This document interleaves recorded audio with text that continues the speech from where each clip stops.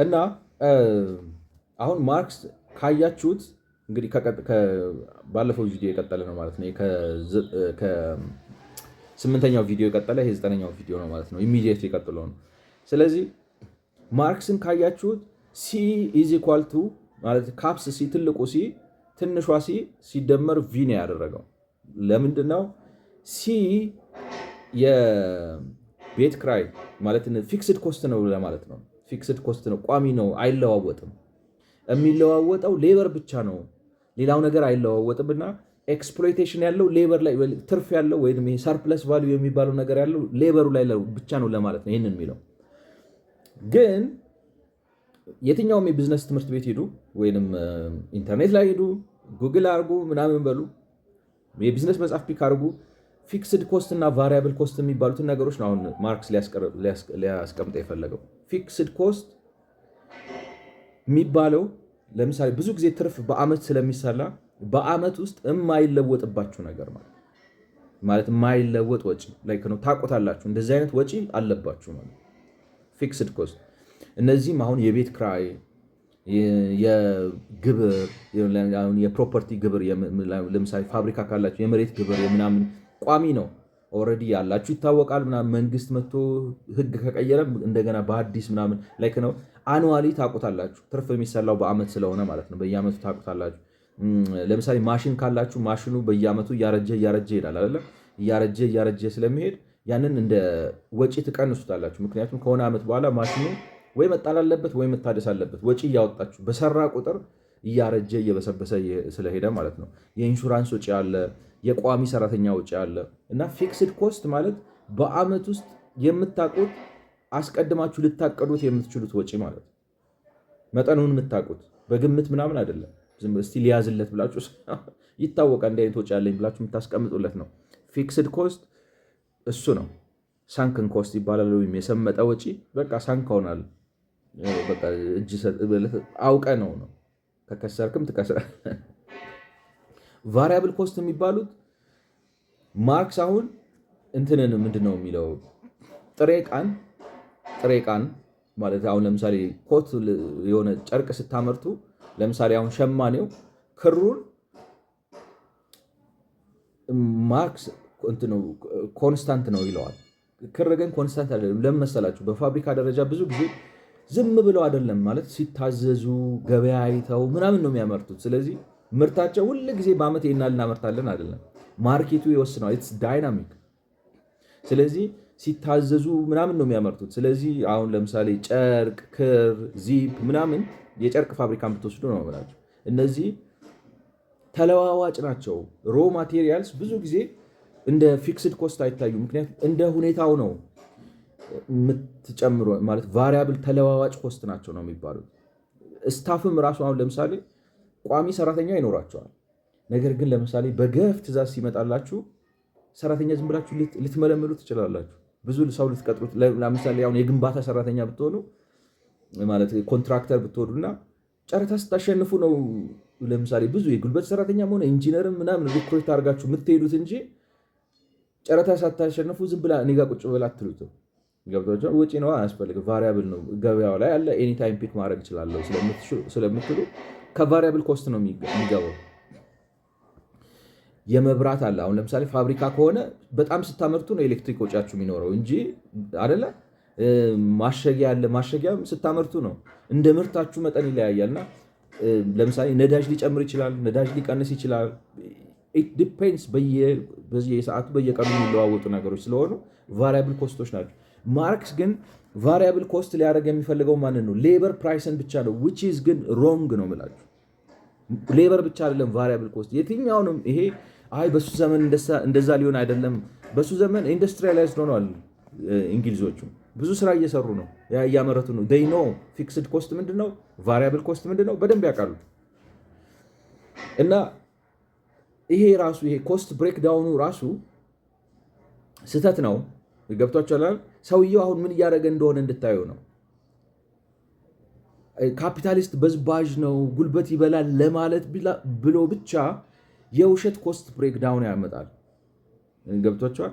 ኮስት ብሬክዳውን ግን ለምሳሌ መብራት፣ አሁን በመብራት ነው የምታመርቱት አይደለ? ፋብሪካ ማሽን ከሆነ ብዙ ጊዜ በኤሌክትሪክ ይሰራል። ኤሌክትሪክ ካልሆነ ድንጋይ ከሰል ሊጠቀም ይችላል። ገብቷቸዋል። አሁን ለምሳሌ ድንጋይ በእነሱ ዘመን በአብዛኛው እንግዲህ በድንጋይ ከሰል ነው የሚሰራው ወይም ብለን እናስብ። ድንጋይ ከሰልም ቢሆን ፍጆታ አለው። የድንጋይ ከሰሉ ፍጆታ፣ ያ ፍጆታ እንዴት ነው የሚወሰነው? ባለው ትዕዛዝ ልክ ነው ወይንም ተቀባይ ባለው ልክ ነው እንጂ ዝም ብሎ እኮ አያመርትም። ገበያ እያየ እኮ ነው የሚያመርተው። አንዳንዴ ለምሳሌ አሁን ምንድነው ኮተን ፋሚን የሚባል ጊዜ ነበር። ኮተን ፋሚን ማለት ምን ማለት ነው? አሜሪካን ሀገር ውስጥ የእርስ በርስ ጦርነት ተነሳና በአብዛኛው ለእንግሊዝ ሀገር ለጨርቅ ፋብሪካ የሚመጣው ጥጥ የሚመጣው ከህንድ ነበር፣ ከአሜሪካ ነበር። አሜሪካ ውስጥ እርስ በርስ ጦርነት ተነሳና አንዱ ቡድን ሌላኛውን ቡድን ጥጡን ወደ አውሮፓ እንዳይልክ መንገድ ዘጋበት። ስለዚህ የእንግሊዝ ፋብሪካዎች በቃ ቆመው ቀሩ። ጥጥ ጠፋ፣ ግብአት ጠፋ። ምን ልላችሁ ነው? ቫሪያብል ነው ሮ ማቴሪያል። ማርክስ ይህንን ሳያውቅ ቀርቶ አይደለም። አሜሪካ ኮተን ፋሚን ውስጥ ነበር፣ መጽሐፍ ውስጥ ሲጠቅሰው ታዩታላችሁ። ምን ልላችሁ ነው? ኮተን ቫሪያብል ኮስት ነው። ይወጣል፣ ይወርዳል፣ ዋጋው ይረክሳል። ለምሳሌ ስለ ኢንቨንተሪ የምታውቁ ከሆነ ኢንቨንተሪ አሁን ፊፎ ሊፎ ምናምን የሚባል ሜካኒዝም አለ። ፊፎ ማለት ፈርስት ኢን ፈርስት አውት ማለት ነው። ሊፎ ማለት ላስት ኢን ፈርስት አውት ማለት ነው። ምን ማለት ነው? አንዳንድ ጊዜ መጋዘን እቃ ታስገቡና መጋዘን ውስጥ ያስገባችሁት እቃ በርካሽ ይሆናል። ምክንያቱም በሆነ ምክንያት የሆነ ነገር ጨምሮ ሊሆን ይችላል። ስለዚህ ትርፍ አግኝታችኋል ማለት ነው። ገብቷችኋል?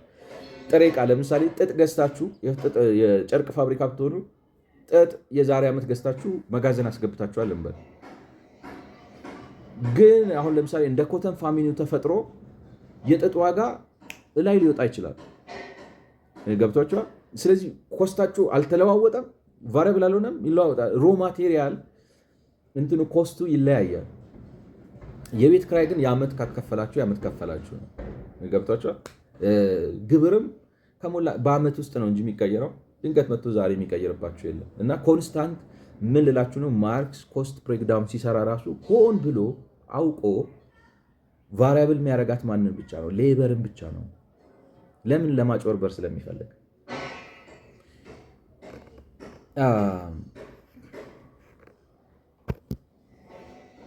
ከዛ በኋላ ምን ይላል መሰላችሁ? እንግዲህ የምርት ሂደት ምን ይመስላል ብሎ ካብራራ በኋላ from what has gone before we know that surplus value ቅድም ያለው አሁን surplus value 500 ብር አፍስሳችሁ 410 ብሩ ቋሚ በሱ ቋሚ የቋሚ ወጪ ነው። 90 ብሩ ግን የተለዋዋጭ ወጪ ነው ወይንም ለጉልበት የተከፈለ ነው ብሎ 500 ብር አፍስሳችሁ መጨረሻ ላይ ግን ያመረታችሁት ምርት 590 ብር ሆነ።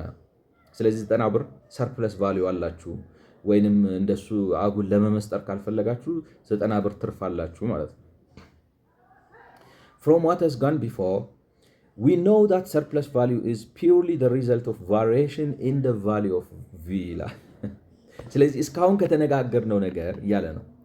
From what has gone before we know that surplus value is purely the result of variation in the value of V። ስለዚህ ይሄ ሰርፕለስ ቫልዩ ወይንም እሱ ላይክ ነው የትርፍ እሴት የሚለው ማለት ነው። እንግዲህ በአማርኛ ላይክ አይ ቲንክ በእንግሊዝኛው ብለውን ችግር የለውም ትረዱኛላችሁ። ሰርፕለስ ቫልዩ ወይንም ፕሮፊት ፍሮም እስካሁን ባለው ነገር አብራርቶ ነው እንግዲህ ዝርዝሩን ትቼው ነው። በጣም ዝም ብለው የአሮጊት ወሬ ስለሚያወራ ማን እሱን ይሰማዋል። From what has gone before we know that surplus value is purely the result of variation in the value of V. What's the value of V? ማለት ምንድነው እያለ ያለው? እንግዲህ እስካሁን ከተነጋገርነው ነገር ተነስተን ሰርፕለስ ቫልዩ ቪን ከመቀያየር እንደመጣ ግልጽ ነው። ቪ ማን ነው? ለጉልበት የተከፈለው ክፍያ ነው። እሱን ከመቀያየር ነው የመጣው ይላል። Of that value which is transformed into labor power, consequently V plus S is equal to V plus V prime ይላል። እና ምን ሊል ነው የፈለገው መሰላችሁ? V plus S ማለት ቫሪያብል ላይክ ነው። አሁን 590 ነው አይደል? አሁን 410 ሲደመር 90 ኮሞዲቲው ከተመረተ በኋላ ማለት ነው። መጨረሻ ላይ ካፒታሉ አብጧል። 590 ሆኗል። መጀመሪያ ሲጀምር 5 ነበር። ከምርት ሂደት በኋላ ግን 590 ሆኗል። ስለዚህ C is equal to መጀመሪያ V plus ይቅርታ ስሞል ሲ which is capital fixed capital በእርሱ 410 ፕላስ ቪ ሌበር ፕራይስ ከዛ በኋላ ፕላስ ኤስ which is the surplus value which is 90 ማለት ነው። ስለዚህ እቺ ቪ ፕላስ ኤሷ ይቅርታ ማለት ፊክስድ ኮስት ፊክስድ ካፒታሉ ሳይሆን ቫሪያብል ወይንም የሌበር ፕራይሷ ፕላስ ኤስ the surplus value which is 90 ፕላስ 90 ወይንም 90 ሲደመር 90ዋ is equal to v plus v prime የሚላችሁ ምንድነው? እራሷ ነች ነው ማለት v plus v prime ማለት እቺ surplus value ከየትም አይደለም የመጣችው ሌላ ኤክስፓንድ ያደረገች v ነች እያለ ነው። v prime ነች ራሷ ነች ነው or v plus an increment of v like እዚህ ጋር እንደምታዩት ማለት ነው። consequently v plus s which is variable plus surplus is equal to v plus v prime. v prime is nothing or it means v plus an increment of v. v ነው በማጫወት ትርፉን የሚያመጣው እያላችሁ ነው። ምክንያቱም ይላል አሁን እንዴት አድርጎ ነው እቺ v ኢንክሪመንት የምታደርገውና ያንን v ፕራይም ወይንም ሰርፕለስ ቫልዩን ወይም ትርፉን የምታመጣው ነገሩ እንደዚህ ነው ይላል። ማለት እንግዲህ በሱ ባቶ የተረት አባት ካርል ማርክስ መሰረት ምን ይላል? the laborer during one portion of the labor process ይላል በአንዱ የማምረት ጊዜ ውስጥ produces only the value of his labor power that is the value of his means of subsistence ይላል። ስለዚህ ሰራተኛውን ቀጠራችሁት እና በሚያመርትበት ጊዜ በዚህ በምርት አሁን ለምሳሌ አንድን ሸቀጥ ለማምረት ሌት ሰይ ነው ወር ፈጀባቸውን በል ገብቷቸዋል። ወር ፈጀባቸውን በል ወይንም አንድ ቀን ፈጀባቸውን በል እና በዛ ቀን ውስጥ the labor during one portion of the labor process በአንዱ የማምረት ክፍለ ጊዜ ወይንም በግማሽ ቀን ውስጥ 8 ሰዓት የሚሰራ ከሆነ በግማሽ ቀን ውስጥ produces only the value of his labor power that is the value of his means of subsistence በግማሽ ቀኑ ያመረተው ምርት ዋጋው ለነገ መጥቶ ስራ መስራት እንዲችል ቀለቡን ያመረተው እያላችሁ ነው ባጭ አይደለም ለራይክ ነው እንትን ሰብሲስተንስ ማለት ለኑሮ የሚያስፈልጋችሁ በልታችሁ ጠጥታችሁ ተኝታችሁ ምናምን ላይ ካው የቤት ክራዩን የምግቡን ያልጋውን የምናምን የቀን ወጪውን ነው ያመረተው ማለት በግማሽ ቀን ስራው የቀን ወጪውን ፕሮዲዩስ አድርጓል የቀን ወጪውን የሚያወጣው ምክንያቱም እሱ የሚለው ምን መሰላችሁ ለራሱ ቢሰራ ኖሮ ስራውን በግማሽ ቀን ይጨርሰው ነበር ማለት ምክንያቱም የሚፈልገው መብላት መጠጣት መተኛት ምናምን ለነዚህ ወጪው የሚሆነውን ነገር በግማሽ ቀን ያገኘው ነበር ይላል። አሰሪው ግን ምንድነው የሚያደርገው? ለቀን ወጪው የሚያስፈልገውን ነገር ይሰጠውና ከዛ 4 ሰዓት ደግሞ ሌላ በነፃ ያሰራዋል። during the second period of the labor process ይላል በሚቀጥለው የሌበር ፕሮሰስ ደግሞ that in which his labor is no longer necessary ማለት በሚቀጥለው የማምረት ሂደቱ እና ይሄ የሚቀጥለው የማምረት ሂደቱ ግን አስፈላጊ አይደለም ለሱ አይፈልገውም ከዛ በኋላ የሚገባውን ገቢ እሱ ለቤት ክራይ አይፈልገውም ወይንም ከቤት ክራይ ወጪ ለምሳሌ በቀን እንበልና 10 ብር የሚከፈለው ከሆነ ይቅርታ በቀን በግማሽ ቀን 10 ብር የሚከፈለው ከሆነ በዛ 10 ብር የቀን የቤት ክራይ ከፍሎበት ቁርስ ምሳ እራት በልቶበት የትራንስፖርት ከፍሎበት ምናምን በቃ የሚያስፈልገውን ነገር እና 2 ብር ምናምን ተርፎት ይበቃዋል እና እዛ ጋር ማቆም ነበረበት ነው የሚላችሁ። አሰሪው ግን ምን ያደርገዋል? የሚቀጥለውን ሌላ ሰዓት ያሰራውና ግን የሚከፍለው ስቲል 10 ብር ብቻ ነው። during the second period of the labor process ስለዚህ necessary ያልሆነ ሰዓት እየሰራ ነው የሚላችሁ። አሁን እሱ የቤት ክራይ ከፍሎ የታክሲ ከፍሎ የምግቡን ከፍሎ ምናልባት የውሃ የምናምን በቃ የሚያስፈልገው ወጪውን ከፍሎ ለመኖር የሚያስፈልገውን በግማሽ ቀን ስራ ጨርሷል። ከዛ በኋላ የሚሰራው ለራሱ አይደለም ለፋብሪካው ባለቤት ነው የሚሰራው ይላችኋል። in which his labor is no longer necessary labor he creates no value for himself ለራሱ ምንም የሚፈጥረው ነገር የለም rather he creates surplus value ወይንም ይህንን ትርፉን which for the capitalist has all the charms of a creation out of nothing። አሁን ተአምሩ እዚህ ጋር ነው። ያቺ 90 ብር ማለት 410 ቋሚ ወጪ ነች፣ 10 ብር የሰራተኛ ጉልበት ወጪ ነች። ይቅርታ 90 ብር የሰራተኛ ጉልበት ወጪ ነች። 500 ብር ነው አድቫንስ ያደረገው ወይም ያፈሰሰው ካፒታሊስቱ። አምርቶ ሲጨረስ ግን 590 ብር እጁ ላይ ገብቷል። ምክንያቱም የተመረተው ምርት 590 ያቺ 90 ብር ተጨማሪ ሰርፕለስ ቫልዩዋ ወይንም እኛ በተለምዶ ፕሮፊት ብለን ወይንም ትርፍ ብለን የምናውቃት የመጣችው ሰራተኛው ለቀን ወጪው ከሚያስፈልገው በላይ በሰራባት ሰዓት ነው እያላችሁ ነው። ስለዚህ ይላል ስለዚህ the rate of surplus value is therefore one exact expression for the degree of exploitation of labor power by capital or the laborer by the capitalist። ስለዚህ ቅድም እንደምታስታውሱት እንግዲህ ምዕራፉ ራሱ ስሙ ሲጀምር ምንድነው ያለው? the rate of surplus value እና ብሎ ነው ያለው ማለት ነው። the degree of exploitation of labor power። ስለዚህ ምን እያለን ነው መሰላችሁ? ሰውየው ሰራተኛው ምን ያህል ተበዝብዟል የሚለው የሚታወቀው ከሚያስፈልገው በላይ ምን ያህል ሰርቷል ነው። ለራሱ ከሚያስፈልገው በላይ ምን ያህል ለካፒታሊስቱ ሰርቷል በሚለው ነው ይላቸዋል። እና አሁን ይሄ በዚህ ምሳሌ መሰረት ይላል 500 ብር ሰው ካፒታሊስቱ በጠቅላላ 500 ብር አፍስሶ 410 ብሩ ኮንስታንት የሆነ ኤክስፔንስ ነው ማለት የፋብሪካ የቤት ክራይ የድንጋይ ከሰል ወይም ኤሌክትሪሲቲ ወይም እነዚህ ነገሮች በሙሉ የጥሬ ዕቃ ምናምን 410 ብር አውጥቷል። ለሰራተኛ 90 ብር ከፍሏል። መጨረሻ ላይ ግን የ590 ብር ምርት እጁ ላይ ገብቷል ይላቸው ገብቷቸዋል። እና ይሄ ሰራተኛ ምን ያህል ተበዘበዘ ማለት ነው ይላል። እንትን ይሄ ፎርሙላው ያዘጋጅለታል ማለት ነው። ስለዚህ the rate of surplus value is therefore which is the rate of surplus value ማለት ምን ማለት ነው? is the exploitation of labor power by capital።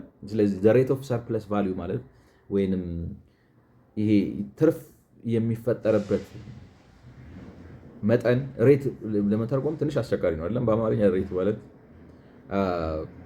ምክንያቱም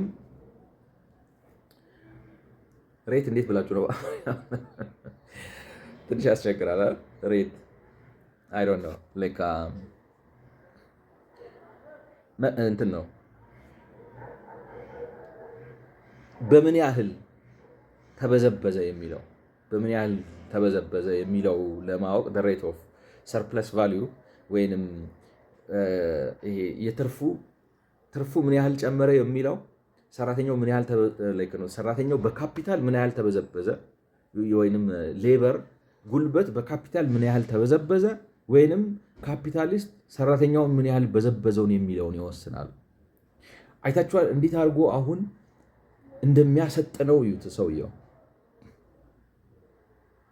ማለት ሮም የሆኑ ነገሮችን አምጥቶ መጨረሻ ላይ የሚደመድመው ይሄንን ሊያስገባላችሁ ነው ይሄን የሚለው ይሄን ሁሉ የሚዘባዘበው እንዳልኳቸው አሁን ለምሳሌ ፊክስድ ኮስት ሌበር ብቻ አይደለም ብያቸዋለሁ። የአንድ ነገር ቫልዩ የሚወሰነው በሌበር ብቻ አይደለም ብያቸዋለሁ። እነዚህ ነገሮች እውነት ሆነው ግን አጭበርብሮ በዚህ ብሎ እንትን በሌበር ነው የሚወሰነው ስል በአንድ ማለት አይደለም። በኮሌክቲቭ እንትን ነው ኮሌክቲቭ እንትኑ የለውም ሲባል አይ ኮሌክቲቭ ሲካፈል ማለት ይጠቅላላው ሲካፈል ለግለሰቡ ነው ስለዚህ አማካዩ ነው ወይም አቨሬጁ ነው ብሎ እንደዚህ ከዛ በኋላ ደግሞ ነው ዝም ብሎ እንደዚህ የሚያደነጋግሩ ነገሮችን ብሎ መተው ይላችሁ ምንድን ነው መሰላችሁ? ሰርፕለስ ቫልዩ ሌበር ኤክስፕሎይቴሽን ሬት ነው የሚላችሁ ለማለት ነው። ስለዚህ ትርፍ በመጣ ቁጥር የትርፉ መጠን ከሰራተኛው የደሞዝ ክፍያ መጠን በተለየበት ልክ የዛን ያክል ተበዝብዟል ማለት ነው። ለምሳሌ አሁን እዚህ ጋር ካያችሁት 410 ሲደመር 90 እኩል ይሆናል 590 አይደለም። 410ዋ ምንድን ነች? ኮንስታንት ካፒታል የሚላት ነች። እሱ በራሱ ነው የምላችሁ ኮስት ብሬክዳውኑ ልክ አይደለም፣ ግን ሆን ብሎ በሚለው 410 ምንድነች? እንትን ነች ነው ኮንስታንት ካፒታል ነች። ቪ ቫሪያብል ካፒታል ነች። ቫሪያብል ካፒታል ማን ነው? የደሞዝ ክፍያ ነው። ፕላስ ኤስ እቺ 90ዋ ደግሞ ለብቻው ያለችው ምንድነች? ሰርፕለስ ቫሊዩ ነች። ወይንም ደግሞ ይሄ ሌበር እና ጥሬ ዕቃ ፋብሪካ ጉልበት ተቀላቅለው ያመረቱት ማለት ነው። ስለዚህ እቺ የመጨረሻዋ ኤሷ ማነች? ሰርፕለስ ተጨማሪ የመጣች አዲስ የተፈጠረች ሀብት ነች ማለት ነው። የተፈጠረች ሀብት ነች። ስለዚህ ሰራተኛው ምን ያህል ተበዝብዟል ማለት አሁን ትርፍ ሲሰሩ ለምሳሌ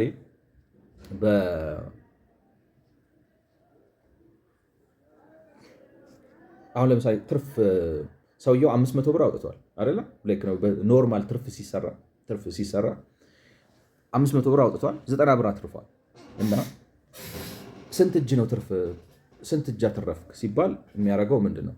90ን በ500 ያካፍልላችሁና 0 በ0 ይጠፋል። 9 በ5 90 50 የሆነ ምንድን ነው 9 በ50 ስንት ይመጣል? ላይክ ነው 10 ብታደርጉት 10 ላይክ ነው 5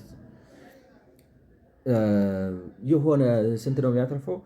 ወደ 19% ምናምን አካባቢ ያተርፋል። ገብቷችኋል? 90 በ500 ስታካፍሉት፣ ምክንያቱም ያወጣችሁት ወጪ ለካፒታል ኢንቨስትመንትም ለተለዋዋጭ ለጉልበት ስራ የሚያወጣችሁት ኢንቨስትመንት ስንት ነው? ቶታሊ ተደምሮ 500 ብር ነው ያወጣችሁት። አሁን ጤናማ ነጋዴው ጋር ሄዳችሁ ስትጠይቁት ሚላችሁ 500 ብር አወጣው 90 ብር አተረፍኩ። ስለዚህ ትርፍህ ስንት እጅ ነው ሲባል 90 ሲካፈል ለ500 ሞር ኦር ለስ ወደ 19 ነው። ላይክ ነው ዝም ብዬ ራፍሊ በአእምሮ ነው የሰራሁት። እንግዲህ በካልኩሌሽን ኤግዛክትሊ ላይ መጣ ይችላል፣ ግን 19% ምናምን አካባቢ ነው የሚመጣው ማለት ነው። 19% ይመጣል። ማርክስ ግን የሚላችሁ ምንድን ነው? ይሄ እንደዚህ አይነቱ ካልኩሌሽን ታውት፣ ይሄ ቡርዣው ነው እንደዚህ የሚሰራው። ገብቷችኋል? ይሄ የቡርዣው ስሌት ነው። እንዳልኳችሁ በፕሮፓጋንዳ መጀመሪያ ያጠለሻል። ከፍተኛ የስነ ልቦና ጦርነት ነው የሚያደርግባችሁ። ያጠለሸዋል። ትርፉ እሱ አይደለም ይላል። ትርፉ ምክንያቱም ካፒታሉን እንትን አለው ታሪክ አለው ይላቸዋል። ካፒታሉ ማለት ወደ በኋላ እንግዲህ አይዶን ነው ምን ያህል እንደምቀጥል ማለት በጣም አዘን ላይክ ነው አብራራዋለሁ። ግን ካፒታል ይሄ ራሱ ፊክስድ ካፒታሉ ራሱ ሌበር ሂስትሪ ያለው የመጣበት አለው ምናምን ብሎ ዜሮ ነው ይላቸዋል። እሱ ትርጉም የለውም፣ ዜሮ ነው፣ አታስገባው እዚህ ስሌት ውስጥ። ግን እንዳልኳችሁ የሚያደርገው ምንድን ነው መሰላችሁ? ዝም ብሎ ይሄ ቀይሆነ ያየ ነው የሚጫወተው። መንገድ ላይ ካርታ ሲያጫውቱ አይታችሁ ታውቃላችሁ አይደለም? እንደዚህ 3 ካርታ ያደርጉና እንደዚህ ያደርገው እጃቸውን እንደዚህ ያደርጋሉ። ከስራ አንዱ ምናምን ይገባል። ብቻ አድርገው ይሸውዷችሁና ታስቀምጣላችሁ፣ ትበላላችሁ። ማርክስም እንደዛ ነው የሚያደርገው። በዚህ በኩል ይሄዳል፣ በዚህ በኩል ይወርዳል፣ በዚህ በኩል ይወርዳል። ለምን? ሂ ኖውስ። እኔ ምን መሰላችሁ የሚሰሙት ሰዎች ከይቅርታ ጋር በቃ ሙያተኛ መሀይም ሰዎች እንደሆኑ ያውቃል። መሀይምነት ሙያቸው እንደሆነ የሚያውቅ ነው የሚመስለው እንጂ አንድ ቁም ነገር ያለው ሰው መሰረታዊ ትምህርት ያለው ሰው አይ እንኬታ መጣሁ ነው እኮ ነው። አሁን ስትጀምሩ 9 ሲደመር 13 21 ነው 22 ነው። ከ22 ላይ 7 ስትቀንሱ 15 ይቀራል። ከ15 ላይ 6 ስትቀንሱ 8 ይቀራል። ኖ ብላችሁ ታስቆሙታላችሁ። ማርክስ ግን እንደዛ ላይ ነው። እንደዚህ እሱን የሚያነቡት ሰዎች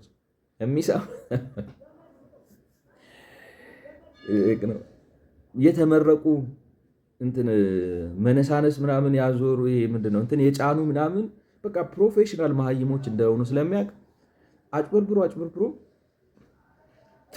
የትርፍ ሬቱ 100% ነው ይላቸዋል። ምክንያቱም ይሄ ሳንክ ካፒታሉ ዜሮ ነው አስወጡት ብሎ የማይሆን ተረት የሱን ተረት አምጥቼ እዚህ ጋር ላወራ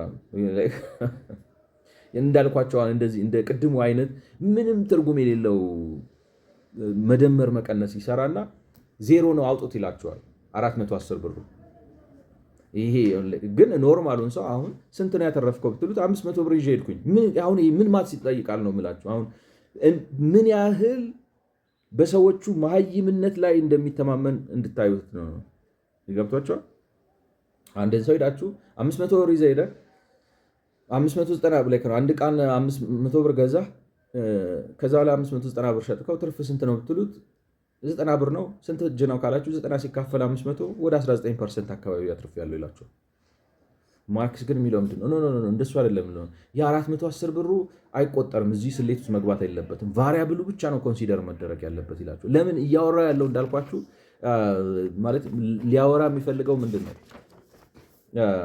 ሬት ኦፍ ሰርፕለስ ቫሊዩ፣ ከዛ በኋላ ዲግሪ ኦፍ ኤክስፕሎቴሽን ኦፍ ሌበር ፓወር፣ በምን ያህል እጥፍ ነው፣ በምን ያህል እርከን ነው፣ ደረጃ ነው ሌበር እየተበዘበዘ ያለው በካፒታሉ ወይንም በካፒታሊስቱ ነው የሚላችሁ። እና የተበዘበዘው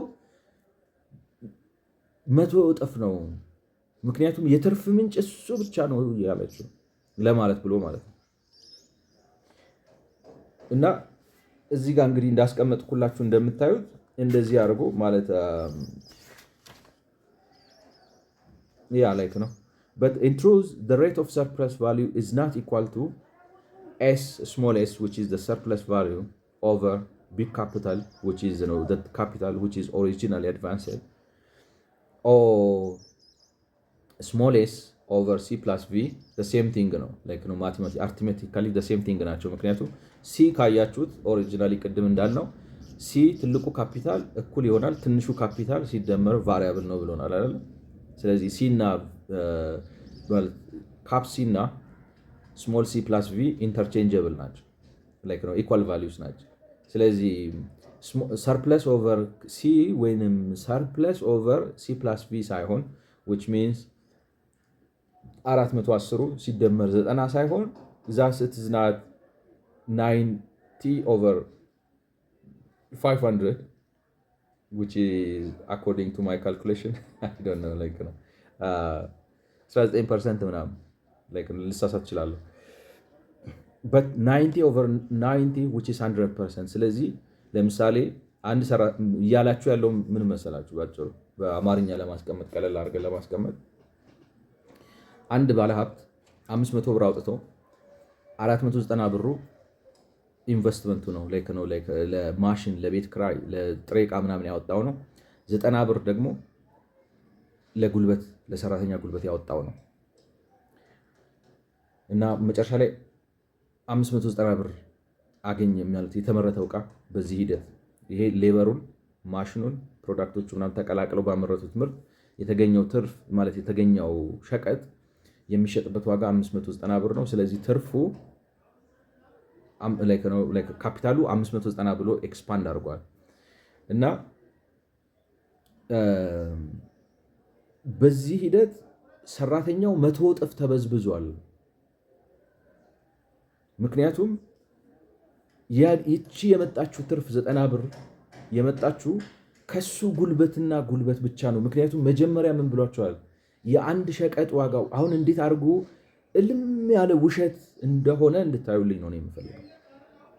አሁን እኔ ላይ ነው ዳስ ካፒታልን አንድ ሰው ጊዜ ለምን ያጠፋል? እኔ ራሱ በእውነት ነው እንደው ለህዝብ ለማስረዳት ስለው እንጂ በጣም ላይክ ነው። ዝም ብላችሁ አሁን ምን ልበላችሁ የውሸት መጽሐፍ ውሸት ለምን ታነባለ? ላይክ ነው ዩዝለስ ነው፣ ምንም ፖይንት የለውም ነው እና የተበዘበዘው 100% ተበዝብዟል። ምክንያቱም ሰውየው 410 ብር ለእንትን ማውጣቱን አትይ ነው ላይክ ነው። አንተ ሊከፈልህ ይገባ የነበረው 180 ብር ነው እንጂ 90 ብር አልነበረም። 180 ብሩን እሱ 180 ብር ሊከፍልህ ሲገባ ግን ለአንተ 90 ብር ከፍሎ 90 ብሩን ለራሱ ወስዶታል፣ ሰርቆብሃል እያለው ነው ሰራተኛ። which is ግን እንዳልኳችሁ ምንም ቤዝስ የለውም። ሰውየው እጅና እግሩን አንጠልጥሎ መጥቶ ነው የሰው ፋብሪካ ውስጥ ገብቶ ስራ ሰርቶ ምናምን ብሎ ያንን አዲስ ኮሞዲቲ የፈጠረው አይደለ? እሱ ግን የሚለው ምንድነው? እሱ ማለት ያመጣላችኋል ደግሞ የታሪክ አሁን ከኢኮኖሚ ደግሞ ይውጣና የታሪክ እንቶ ፈንተዋለሁ። እሱን ደግሞ ያመጣና ይሄ ራሱ ካፒታልን ያመጣው ሰርቀህ ነው፣ በዚህ ገብቶ ነው፣ ስለዚህ ያንተ አይደለም ይላችኋል። እንገብታችኋል? ያንተ አይደለም። ስለዚህ ሰራተኛው አንተ ምንም አልሰራም፣ ይሄን አምጥተህ እዚህ ጋር አፍስሰህ እንደዚህ ብለህ ምናምን እሱን አይቆጠርም ይላል። ዜሮ ነው፣ እሱን አስወጣው። ይሄ 90 ብር እሱ ነው ያመረተው። ስለዚህ 90 ብሩን ጨምረህ 180 ብር ነበር መክፈል የነበረብህ እንጂ 90 ብሩን ለሱ ከፍለ አንተ 90 ብር መውሰድ ምንም እንኳን ሌላ 410 ብር እዛ ጋር ወጪ ብታረግም አይቆጠርም። ስለዚህ እያለ ያለው ባጭሩ ምንድነው ሰራተኛው ተበዝብዟል እያለ ነው። አሁን ይሄን ሁሉ የሚዘባርቀው እንዳልኳችሁ እንግዲህ ምንድነው አሁን መጽሐፉ ምንድነው የሚለው ካፒታል ኢትስ አ ክሪቲክ ኦፍ አ ፖለቲካል ኢኮኖሚ ነው የሚለው። ስለዚህ ትችት እያቀረበ ነው በካፒታሊስት ስርዓት ላይ እና የካፒታሊስት ስርዓቱ ጣልቃ ገብቶ እንዳልኳችሁ የሚድል ማን ፕሮብለም ነው ወይንም የመሃል ሰው ችግር ነው ብያቸዋለሁ የሚያቀርበው። ይሄ የመሃል ሰው ማን ነው? ይሄ ካፒታሊስቱ ነው። ካፒታሊስቱ ምን ያደርጋል? ካፒታል አድቫንስ አድርጎ ሌበሩን አስገብቶ ምርት ያመርትና 180 ብር ሊከፍለው ሲገባ 90 ብር ብቻ ከፍሎት ገብቷቸዋል። ያቺ የተረፈችው 90 ብር ትርፍ አድርጎ ይወስዳል። እንዲህ በማድረግ ሰራተኛውን ጉልበቱን ሙጥጥ አድርጎ ይበላበታል። እና ይሄ ነው እንግዲህ ስለዚህ ይሄ ነው ማርክሲስት ኢኮኖሚ ማለት ነው። እንዳሳየዋችሁ ግን አንደኛ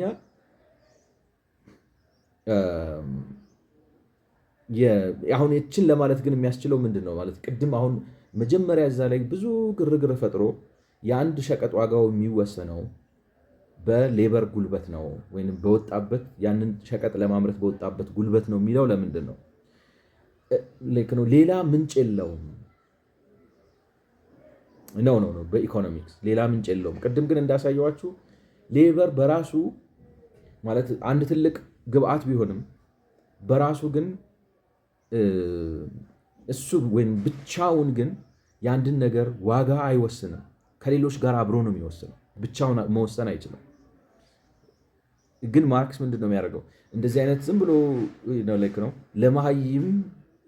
ለመሀይም ሰዎች የሚያደነባብር እንትን ያመጣና እስቲ ታያቸውን በምን አይነት ካልኩሌሽን ነው ነው አሁን በወሰደው በሱ ምሳሌ ነው የምላችሁ። በሱ ምሳሌ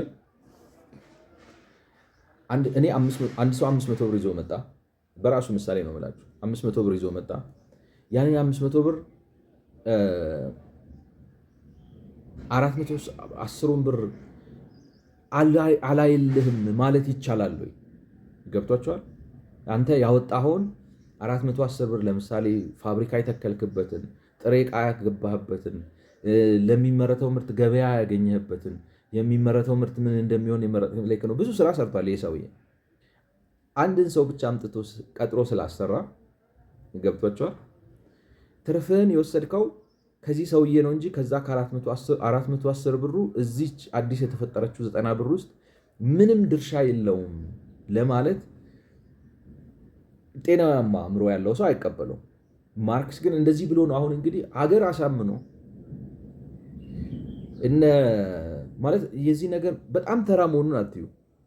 በቀይ ሽብር ኢትዮጵያ ውስጥ 10,000 ሰው ያለቀው 10,000 የተማረ ሰው ያለቀው ስንት ልጆች እስከዛሬ ስሟቸው ሮሮ ይሄ ሁሉ ሮሮ እንደዚህ አይነት ምንም ያልሆነ ኢኮኖሚክስ አምነው ነው ገብቷቸዋል። በኮሚኒዝም ምክንያት በዓለም ላይ የሞተው ሰው ቁጥሩ ታውት እና እንደዚህ አይነት ማጭበርበር አምጥቶ በአጠቃላይ ሀብት የሚፈጠረው ወይንም ካፒታሊስቱ መሀል ገቢው ሰው መሀል ገብቶ ምንም እሴት ሳይጨምር ለሰራተኛው የሚከፈለውን 90 ብር ተጨማሪ የሚከፈለውን 90 ብር እየሰረቀ ነው ራሱን እንደዚህ ያበለጸገው ለማለት ነው። ሂስ ክሪቲክ ኦፍ ካፒታሊስት ኢኮኖሚ ኢዝ ዲስ ዋን። ይሄ ካፒታሊስቱ ከሰራተኛው 90 ብር እየሰረቀ ነው። 90 ብር እየሰረቀ ነው እንደዚህ ሆነው ነው። አንድ ነገር ግን እስኪ ለምሳሌ የተወሰኑ ነጥቦች እናንሳና እንግዲህ ነገሩ ሀሳቡ ረጅም ስለሆነ ምንድነው የሚባለው በአጭር የሚደመደም ነገር አይደለም እና የተወሰኑ ነገሮች ላንሳና የዛሬውን ጨርስና በሚቀጥለው ደግሞ እንደገና ነው ዴልቭ ማለት ነው። ለምሳሌ አንድ ጥያቄ ልጠይቃችሁ። አንድ ሰራተኛ እንግዲህ በሱ ወይንም ሰራተኞቹ በሱ ግምት በቀን 90 ብር ነው የሚያስፈልጋቸው አለ ማለት ነው። 90 ብር ማለት ሰብሲስተንስ የሚያስፈልጋቸው 90 ብር ነው አለ።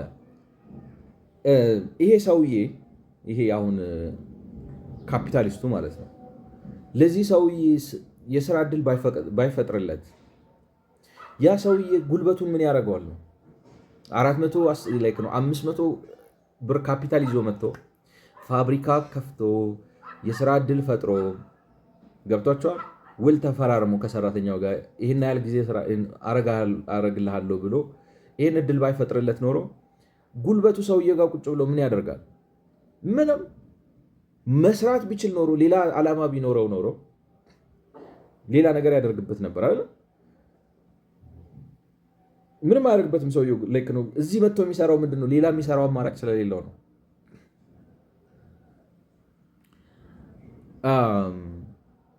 ሌላው ነገር እንግዲህ አይ ቲንክ the most important thing ለዛሬ ዝም ብዬ እሱን ልበልና ልጨርስ። አንድ የሚያነሳው ወይንም ለሚቀጥለው ቪዲዮ እንዳንደረድረኝ ብዬ ልቀጥል ማለት አሁን አንድ የሚያነሳው ነገር ምንድን ነው እንዴ የካፒታል ኦሪጂናል ምንጩ ምንድን ነው? አሁን ለምሳሌ ይሄኛው ሰውዬ እኮ 500 ብር ይዞ መጥቶ ይሄኛውን ሰውዬ ተቀጣሪ ይሄኛውን ሰውዬ ቀጣሪ ያደረጋቸው በተለይ በነፃ ገበያ ውስጥ ስርዓት ውስጥ ከሆነ ምንም ማለት ተስማምተው ነው። ይሄ ተቀጣሪው እንዳልኳችሁ ጉልበቱ እሱ ጋር ስለማይፈልገው ነው። ጉልበቴን ዝም ብዬ ሌላ ቦታ ከማውለው እዚህ ጋር ባውለው ይሻለኛል ብሎ ማለት አስገድዶ አይደለም። እንግዲህ አሁን የካፒታሊስት እሱ ራሱ እንደሚነግራችሁ እሱ ራሱ እንደሚስማማላችሁ በካፒታሊስት ውስጥ ሰራተኛው እንትን የለበትም። አስገዳጅ ፖለቲካዊ ላይክ ነው ተቀጥሮ እንዲሰራ የሚያስገድደው እንትን የለም። በእርግጥ ማለት አንዳንድ ምሳሌዎች ያነሳል። ለምሳሌ በ13ኛው ክፍለ ዘመን ምናምን ይህ ነው ላይክ አውሮፓ ውስጥ ለማኝ መሆን በህግ የሚያስቀጣ ነገር ሆኖ ነበር። ለምሳሌ ከተማ ውስጥ ዝም ብላችሁ እየለመናችሁ ስትዞሩ ሲያገኟችሁ በ13ኛው ክፍለ ዘመን የቆየ ነው ማለት አስረው መግረፍ፣ ከዛ ደግሞ ወይንም ለማኝ ነው ብሎ ላጋለጣችሁ ሰው ባሪያ እንድትሆኑ ማድረግ እና ተደጋጋሚ ባህሪ ከሆነ መጨረሻ ላይ በሞት መቅጣት፣ እንደዚህ አይነት ነገር አለ። ነገር ግን እሱ ራሱ እንደሚለው ካፒታሊዝም ከ16ኛው ክፍለ ዘመን ከሬኔሳንስ በኋላ ነው የመጣው። ብዙ የመብት ምናምን መሻሻሎች ከመጡና ሰዎች የመብታቸው ነው ራሳቸውን እንደፈለጉ አድርጎ ዲስፖዝ ማድረግ እንዲችሉ ከተደረገ በኋላ ነው። ምክንያቱም ሌበር እና ካፒታል ኢዝሊ ሙቭ ማድረግ ከቻሉ በኋላ ነው ካፒታሊዝም የመጣው ብለው እሱ ራሱ ያብራራላቸዋል። ካፒታሊዝም እንዴት ነው የመጣው እንዳብራራው እኔ ራሱ የእሱን እንትን ወስጄ ለማብራራት ሞክሬያለሁ። ስለዚህ ካፒታሊስቱ የተፈጠረው እንትን ነው መብት ሰዎች የፈለጉበት ቦታ መስራት ሲችሉ፣ ሀብታቸውን በባለቤትነት ይዘው ሀብታቸውን እንደፈለጉ ማንቀሳቀስ ሲችሉ፣ በሚያዋጣቸው ቦታ ላይ ኢንቨስት ማድረግ ሲችሉ ከመብት ጋር ተያይዞ ነው እንጂ ካፒታሊዝም የሚመጣው የጭቆና ስርዓት ባለበት ውስጥ ካፒታሊዝም መፋፋት አይችልም። ምክንያቱም ለምሳሌ የጭሰኛ ስርዓት ባለበት ውስጥ ካፒታሊዝም ሰራተኛ ማግኘት አይችልም። ምክንያቱም ጭሰኛው ያለ ደሞዝ ባላባቱ ጋር ለምሳሌ የእንትና ባላባት ነው ከተባለ ባላባት እንትና ነው ከተባለ ባላባት መቀየር አትችሉም። በካፒታሊስት ስርዓት ውስጥ ግን አፍንጫን ላስ ብላችሁ መሄድ ትችላላችሁ። ሰራተኛ አሰሪያችሁ ከፈለጋችሁ መስራት ካልፈለጋችሁ አለመስራት ኢትስ አፕ ቱ ዩ ላይክ ነው። ራሳችሁ የራሳችሁ ጌታ ናችሁ። የፈለጋችሁትን ነገር ማድረግ ትችላላችሁ። በዊል ነው የምትቀጠሩት፣ በፈቃዳችሁ በገዛ ፈቃዳችሁ ነው የምትቀጠሩት እንጂ አስገድዶ የሚቀጥራችሁ የለም። እና ይሄ ካፒታሊስቱ ያኛውን ሰውዬ መቅጠር የቻለው የሆነ ስልጣን ስላለው ወይንም ረጋጭ ስለሆነ ወታደር ስለሆነ ስላስገደደ ስለምናምን አይደለም። በኢንሴንቲቭ ነው የሚቀጥረው፣ በፈቃድ ነው የሚቀጥረው፣ በፍላጎት ነው የሚቀጥረው። አሁን ማርክስ እንደዚህ ሲባል ይሄ የጨዋታ ተረትህን እዛ ሄደህ የቡርዣ ኢኮኖሚስት ናቸው እንደዚህ ስትል ማለት ይሄ አንተ ተቀጥረ ነው ቅጥረኛ ስለሆንክ ነው እንጂ አናቃችሁም ወይ ዘረፋችሁ አይደለም ወይ ካፒታሊስት የሆናችሁት ዘረፋችሁ አይደለም ወይ ማለት እንትኑ ኢኒሻል ካፒታሉን በቁጠባ በእንትን አይደለም በሌበር ልቀት አይደለም ያመጣችሁት ይላችሁ። አሁን ቅድም አዳም ስሚዝን ስናዩ በሀገራት መካከል ያለው ማለት የደረጃ ልዩነት በዛ ሀገር ውስጥ ምን ያህል ጥበበኛ ሰዎች አሉ ነው። እና የነዛ ጥበበኛ ሰዎች ስላችሁ ይሄ ጀነራል ጥበብ ሳይሆን በኢኮኖሚክ ስኪል ያላቸው ዴክስትሪቲ ያላቸው እና ጀጅመንት ያላቸው ከኢኮኖሚ አንጻር ምን ያህል ሰዎች አሉ? እነሱ ናቸው ማለት በጣም ፕሮዲውስ በማድረግ አብዛኛውን ሰው በቀላሉ እንዲኖር ያስችሉታል። እንዳልኳቸው አሁን ለምሳሌ አሜሪካን ሀገር 4% ገበሬ መላው የአሜሪካን ሕዝብ አጠገቡ ያኖራል። ከዚያም አልፎ ቦሎቄ ቻይና ድረስ ይልካል። ገብታችኋል? አሁን አሜሪካ ሲባል ብዙ ሰው የሚጠብቀው ምንድነው? ኦፍኮርስ ማለት አሜሪካውን ቦይንግ አታመርትም፣ የረቀቁ ምርቶች የሏትም ምናምን ለማለት አይደለም። ነገር ግን ማለት ኤፊሽንት ሲሆን አሁን አግሪካልቸራቸው በጣም ራሽናላይዝ ስላደረገ በጣም ፐርፌክት ስለሆነ በ4% የማምረት ማለት በ4% ሌበር መላ አሜሪካን መግበው ኤክስፖርት ያደርጋሉ፣ ሌላውን ሰው ይረዳሉ። ገብቷቸዋል። እኛ ደግሞ በ80% ገበሬ አይደለም ከተማ ማለት ኢትዮጵያ በምግብ ራሳችንን አልቻልም እስከዛሬ ድረስ እኮ ነው። እና እንትና ሌበር ኤክሰለንስ ይፈልጋል፣ ጥበብ ይፈልጋል፣ ችሎታ ስኪል ይጠይቃል፣ ዴክስትሪቲ ይጠይቃል፣ ጀጅመንት ይጠይቃል። ያ ነው በሀገር ደረጃ ምቾትን የሚጨምረው ነው እንግዲህ ትክክለኛው የሌበር ሳይንስ የሚላችሁ ማለት ነው። ማርክስ ግን የሚለው ምንድን ነው? ኖ አንተ ሀብታም ሆነህ እንደዚህ አድርገህ በጥበብህ፣ በችሎታህ፣ በእውቀትህ፣ በልቀትህ በምናምን አይደለም ሀብታም የሆንከው ዘራፊ ስለሆንክ ነው። የፖለቲካ ሲስተሙ ስለምትቆጣጠረው ነው። ስለዚህ እቺ ይዤ መጥቼ አድቫንስ አረኳት የምትላት ገንዘብ በጥበብ የመጣች አይደለችም ነው የሚላችሁ።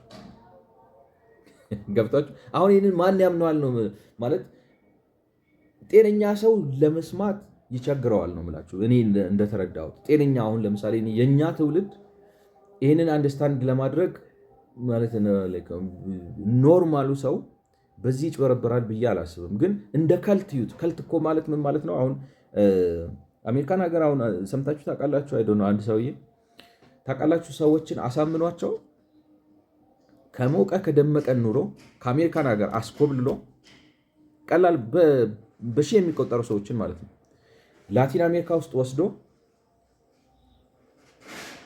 ተሰብስበው ራሳቸውን ገደሉ። ማለት እንትኑን ረሳሁት፣ ዝም ሪፍረንሱን እዚህ ጋር አስቀምጥላችኋለሁ። እና ከልት ማለት ምን ማለት ነው? ልክ እንደዚህ የሆነ ማለት ሰው በጤነኛ አእምሮ የማያስበውን ነገር ታውቃላችሁ። ሰዎች እንደዚህ ተሰባስበው ሲቀመጡ በቃ እንደ እንትን ያዩታል፣ እንደ ትልቅ ጥበብ እውቀት ምናምን ያዩትና ይህን ሰውዬ አሁን ሰባኪ ነው ምናምን ነው ሰውየው ሰባኪ ነው፣ መጽሐፍ ቅዱስ ጋር ያቀላቅላል፣ የማያደርገው ነገር የለም። ከሁሉም ሴቶች ጋር ይተኛል፣ እዛ ከሚመጡት ጋር ምናምን እንደዚህ ብሎ አጭበርብሯቸው እንግዲህ አይ ለብር ብለው ነው ምናምን እንዳትሉ። ለብር አሁን እንግዲህ እንደዚህ አይነት ነገር ስታዩ አይ እነዚህ ያው ቅዥቢዎች ናቸው ለብር ብለው ነው ምናምን ልትሉ ትችላላችሁ። መጨረሻ ላይ እያንዳንዳቸው ሳይናይድ የሚባል መርዝ ጠጥተው ተረፈረፉ። ገብቷቸው እንደዚህ አይነት ነገር ይመስላል። ምክንያቱም ይሄ ሰውዬ 500 ብሩን ሰርቶ ሊያመጣው አይችልም ወይ? ቆጥቦ ሊያመጣው አይችልም ወይ? በአስተዳደር ጥበብ ሊያመጣው አይችልም ወይ? ገብቷቸዋል። ኖ በፍጹም አይመጣም ይላቸዋል። እቺን 500 ብር ማለት አሁን እንግዲህ አርጊመንቱ ምንድን ነው? እኔ እኮ 500 ብር ይዤ መጥቼ እሱ ባዶ እጁን አንጠልጥሎ ነው የመጣው። የስራ እድል ሰጥቼ ፋብሪካ ነው ሪስክ አድርጌ ገንዘብ አድቫንስ አድርጌ እንደዚህ አድርጌ ገንዘብ ሰጥቼው ስትሉት ኖ ይህን 500 ብር እንዴት እንዳመጣኸው እናውቃለን፣ ዘርፈህ ነው። ከዛ በላይ ዘርፈህ ነው የሚለውን ለማስረዳት እንግዲህ ታሪክ ውስጥ ይሄድና ቀኝ ግዛቱን ይሄ አሁን ደች ካምፓኒስ ምናምን የሚለውን ነገር ያመጣባችሁና ይሄ ካፒታሊስቶች በጥበብ ነው፣ በቁጠባ ነው፣ በማስተዋል ነው፣ በስኪል ነው፣ በዴክስትሪቲ ነው፣ በጀጅመንት ነው እዚህ ጋር የደረሱት የሚለውን ነገር በሙሉ በኢኮኖሚ ሲያሽቅተው ወደ ምን ሄዳል መሰላችሁ? ወደ ታሪክ ማጥላላት ደግሞ ይዞራል ማለት ነው። ገብቷችኋል? ላይክ አሁን 500 ብር እኮ አውጥቷል፣ አድቫንስ አድርጓል፣ የስራ ዕድል ፈጥሯል፣ ፋብሪካ ከፍቷል፣ ይህ ሰውዬ ይህን 500 ብር ያመጣው እኮ አልበላም አልጠጣም ብሎ ከንትኑ ቆጥቦ ጥበቡን ተጠቅሞ እንደዚህ ብሎ ምናምን ብሎ ቀስ እያለ እያሳደገ ከዛ አንድ ነገር እያደረገ ነው ያመጣው እና ለምን እንደዚህ ትለዋለህ ሲባል ኖችን 500 ብር ሰርቆ ነው ያመጣው ይላቸዋል ማለት ነው። እና በሚቀጥለው አሁን ይሄ ኢኮኖሚክሱ ሲፈርስበት አሁን እንዳልኳችሁ እንግዲህ አይ ቲንክ እኔ ምን ያህል እንዳስረዳው እና ምን ያህል ሀሳቡ እንዳገኛችሁት እርግጠኛ ባልሆንም ትርፉ ከሰራተኛው ብዝበዛ ብቻ ነው የሚመጣው የሚለው ነገር ዝም ብላችሁ እንደው ሌላውን ትታችሁ አሁን ዳይናሚክስ የማርኬት ዳይናሚክስን ማለት ዲማንድ ኤንድ ሰፕላይ ብታዩት እንኳን ዝም ብሎ ላይክ ነው በኮመን ሴንስ ብዙ ነገሮች የትርፉ ምንጭ እንደሆኑ መረዳት ይቻላል። ነገር ግን እሱ አሁን ይህንን ነገር እንደማይሰራ ሲያየው ማለት አሁን እኔ ያስረዳኋችሁ ነገር እሱ ያለው ነገር ያስረዳኋችሁ ነገር የትርፍ ምንጭ ከሰራተኛ ደሞዝ ተቆርጦ ብቻ ነው የሚለው ነገር ምክንያቱም ሰውየው መጥቶ እኮ ሲቀጠር ተነጋግራችሁ ነው የምትቀጥሩት። ሲጀምር ያዋጣኛል ብሎ ባዶ እግሩን እና ባዶ እጁን መጥቶ ማለት ባዶ እጁን መጥቶ ስራ ሰጣችሁ፣ ለሰራው ስራ ደግሞ ገንዘብ ሰጣችሁት። ስለዚህ እሱ አትርፎ እየሄደ እኮ ነው። አሁን ለምሳሌ 90 ብር ስትሰጡት እንዲያውም ላስላው ካላችሁ ማለት ነው በትክክል ላስላው ካላችሁ ሰውየው ራሱን ጉልበቱን ይዞ መጥቶ ምንም ካፒታል አድቫንስ ሳያደርግ ምን ሳይል መጥቶ ሰርቶ 90 ብር ይዞ ሄዷል። 90 ብሩ እንትን ስለሆነ ነው ይላል፣ ለኑሮ ብቻ የሚያስፈልገው ስለሆነ ነው ይላል። ግን አሁን ለምሳሌ ያ ኑሮ ራሱ ደረጃው እየጨመረ ይሄዳል አይደለም? እንዴት ልበላችሁ፣ ለምሳሌ አንድ ፎርድ ካምፓኒ የፎርድ የመኪና ካምፓኒ ውስጥ የሚሰራ አንድ የፎርድ ሜካኒክ ወይንም ማለት የፎርድ መኪና የሚያመርት ሰው የሆነ ብቻ የሆነውን የመኪናውን ፓርት የሚሰራ ሰው እዛ በሚሰራው ብር እዛ ሰርቶ በሚያገኘው ብር ቤት ገዝቶ ሚስት አግብቶ ልጆች ወልዶ ምናምን እየኖረ ነው። ይሄ ሁሉ እኮ ትርፍ ነው። ገብቷችኋል? ይሄ ሁሉ አሴት እኮ ነው። ይሄ ሁሉ ዌልዝ ነው። ይሄን ሁሉ ዌልዝ ሰውየው እየፈጠረ ነው ራሱ ማለት ነው።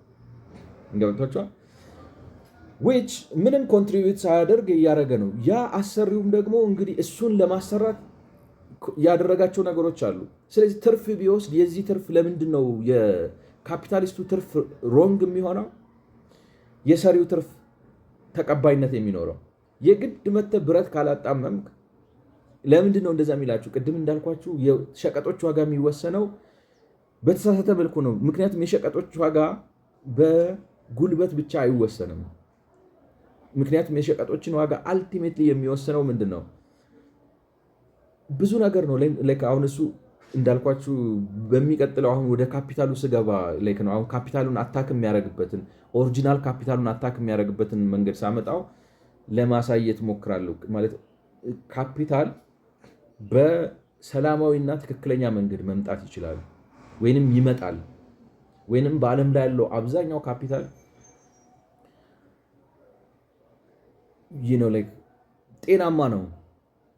ለምሳሌ አሁን ቻይና ምንድነው በዶላር ሊሰምጡ ነው የሚባለው። ገብቷቸዋል። በጣም ዶላር አላቸው። ምናልባት አሜሪካ ውስጥ ካለው ዶላር በላይ ቻይና ውስጥ ያለው ዶላር ሊበልጥ ይችላል ይባላል። ማንን ቀኝ ገዝተው ነው? ማንን በዝብዛው ነው? ገብቷቸዋል። የትኛውን ሀገር ቀኝ ገዝተው ነው? ኦሪጂናል ካፒታላቸው የራሳቸው ህዝብ ነው አይደለም? የራሳቸው ሀገር ነው። ስለዚህ ቻይና ኢኮኖሚ አሁን ሁለተኛ ኢኮኖሚ ይሆናል። ከእንግሊዝ ኢኮኖሚ ይበልጣል፣ ከጀርመን ኢኮኖሚ ይበልጣል፣ ከጃፓን ኢኮኖሚ ይበልጣል።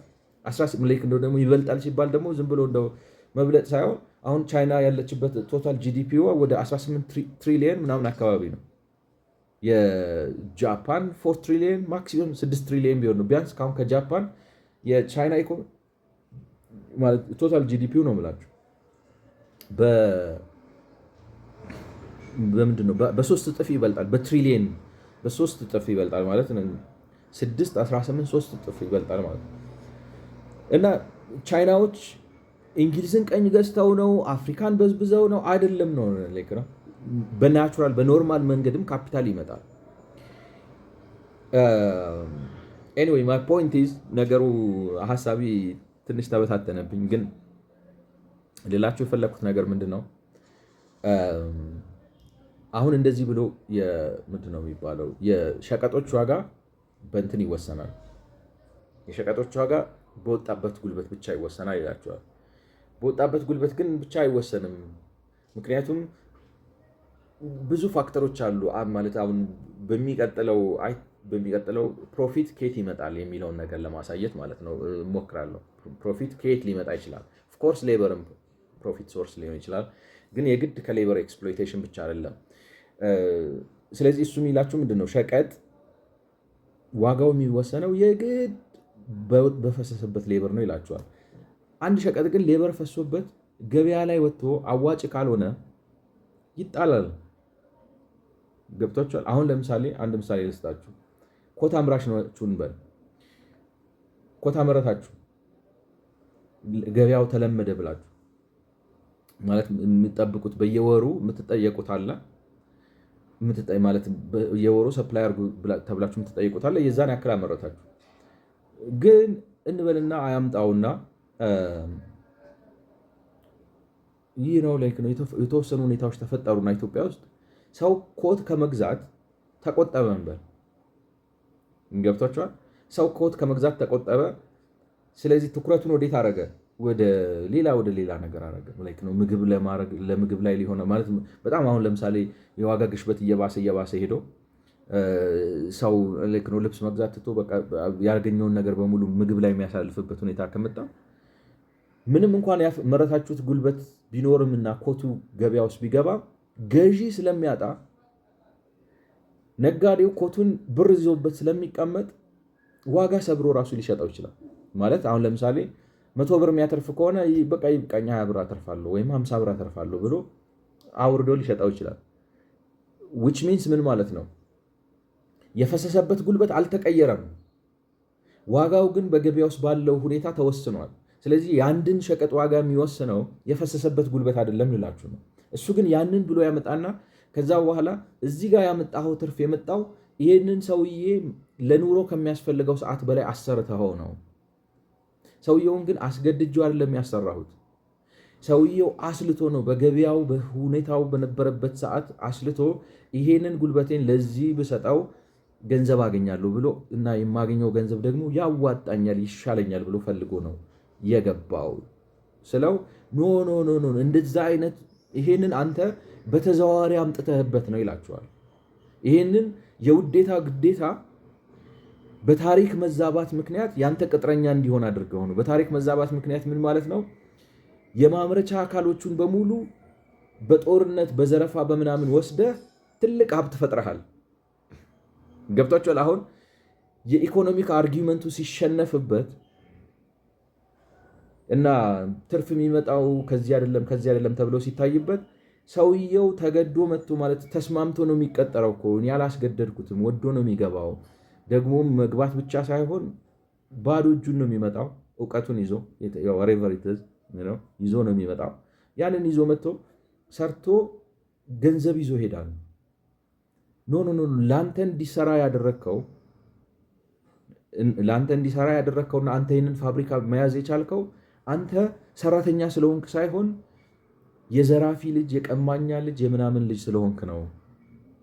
ቀምተ ዘርፈ ገድለ በፈጠርከው ሀብት ነው እንጂ አንደር ኖርማል ሰርከምስታንስስ አንተን የዚህ ፋብሪካ ባለቤት የሚያደርግ ምንም ምክንያት የለም። የታሪክ መዛባት ነው አንተን የዚህ ባለቤት ያደረገህ ይልሃል። ስለዚህ በሚቀጥለው አይ ቲንክ እንደዚህ ብዬ ልጨርስ። በሚቀጥለው ላሳይ የምፈልገው ምንድነው ካፒታሊስቶች ካፒታሊስት የሆኑት በዘረፋ አይደለም። በዘረፋ ካፒታሊስት ሆነ መቀጠልም አትችልም። ዘረፈ ካፒታሊስት ልትሆን ትችላለህ። ቆንጆ ታሪክ ያቀርብላቸዋል። ዘርፈው ካፒታሊስት የሆኑ ሰዎች አሉ። ግን ዘርፈ ብትጀምርም በጣም የሚገርማችሁ ነገር እንደ ገንዘብ እንትን የለም፣ የሚበሰብስ ነገር የለም። በጣም በስባሽ ነው ስላችሁ ራሱን እያደሰ በየጊዜው ራሱን እያደሰ አዲስ እሴት እየፈጠረ አዲስ ሀብት እየፈጠረ አዲስ ኢንቨስትመንት እያገኘ ራሱን እያደሰ ካልሄደ ትላንትና የዘረፋችሁት ብር ቁጭ ብሎ በስብሶ ነው የሚጠፋው። በቀላሉ ውሰዱት። ኢንፍሌሽን አሁን እኛ ሀገር እኔ በማስታውሰው ልንገራችሁን አልጨረስም። እቺ አሳ አለቻለ አንድ ሰርዲን የምትታሸግና የምትሸጥ የዛሬ ማክሲመም 3 ዓመት ምናምን 20 ብር ነበረች። አሁን ገበያ ላይ 160 ብር ነው ምናምን የሚሉት ሱቅ ውስጥ ማለት ነው። እንግዲህ 8 እጥፍ ጨምሯል፣ ወይም 800% የዋጋ እንትን አድርጓል። እናንተ ብር ብታስቀምጡ ኖሮ ማለት በካሽ ቢኖራችሁ ኖሮ ያ ካሽ እየነገደ በዚህ ኢንፍሌሽን ውስጥ ሀብቱን ራሱን ካልጨመረ ያላችሁ ብር የኢትዮጵያ እንግዲህ የ800% ኢንፍሌሽን ነበር ብለን ብናስብ ሀብት የዛሬ 4 ዓመት የነበረ ባጭሩ ነው የምላችሁ። የኢትዮጵያን ዝም ብዬ ለማሳየት ያክል ነው፣ እንደዛ ነው ማለት አይደለም። የኢትዮጵያ ኢንፍሌሽን 800% ስለጨመረ 1 ሚሊዮን ብር ቢኖራችሁ እንግዲህ ማለት የዛሬ 4 ዓመት የነበራችሁ 1 ሚሊዮን ብር እንዳለ ባንክ ውስጥ ቢቆይ ወይንም ሳጥናችሁ ውስጥ ቢቆይ ማለት ዛሬ ላይ ያ ብር ዋጋው የ200 ሺህ ብር ዕቃ ብቻ ነው የሚገዛላችሁ። በዛን ጊዜ 200 ሺህ ብር የሚገዛውን ዕቃ ነው ዛሬ ሊገዛላችሁ የሚችለው። ስለዚህ ብር ይዘቅጣል፣ ይጠፋል፣ የሚሞት ነገር ነው። ካፒታል እንደዛ ነው። ዘርፈ ብታመጣው እንኳን እያየኸው እጅ ላይ ሟሟባ እና እንትን ነው ፐርፔቹዌት ማድረግ የሚችለው በማርኬት ዳይናሚክስ ብቻ ነው። በዘረፋ እንኳን ቢጀምር በዘረፋ መቀጠል አይችልም።